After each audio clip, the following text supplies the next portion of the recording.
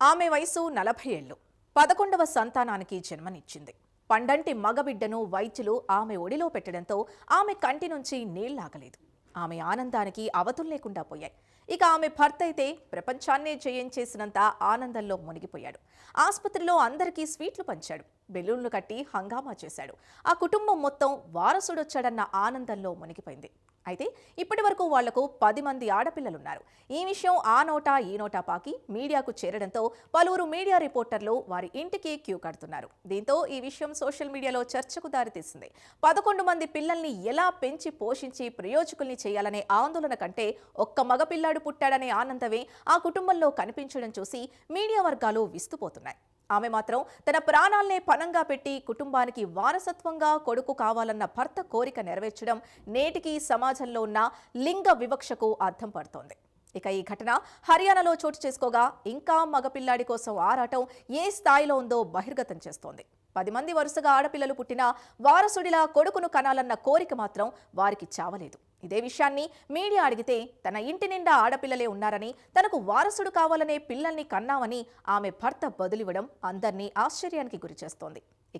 ఇక్కడ ఇంకో కొసమెరుపేంటంటే ఆ తండ్రికి తన 10 మంది ఆడపిల్లల్లో కొందరి పేర్లు కూడా గుర్తులేవు. దీంతో హర్యానాలోని జింద్ జిల్లాలో ఉచానా ప్రాంతంలో ఆ కుటుంబం ప్రస్తుతం చర్చనీయాంశంగా మారింది.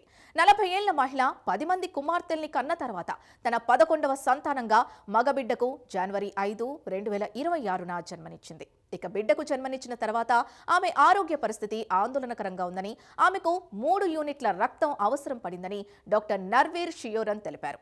కాకపోతే ప్రస్తుతం తల్లి బిడ్డ క్షేమంగా ఉన్నారని తెలిపారు.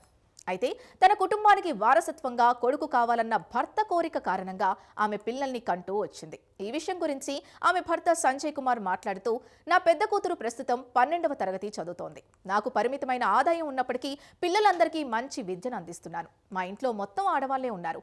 నాకు మగ పిల్లవాడు కావాలి అని కోరుకున్నా. అందుకే నా భార్యకు ఆపరేషన్ చేయించలేదు. మొత్తానికి 11వ సంతానంగా నాకు మగపిల్లాడు పుట్టాడని అన్నాడు. దీన్ని బట్టి ఈ ప్రాంతంలో మహిళల ఆరోగ్యాన్ని కూడా పట్టించుకోకుండా మగ సంతానం కోసం పిల్లల్ని కంటూ పోవడం హర్యానాలో లింగ నిష్పత్తిని బహిర్గతం చేస్తోంది.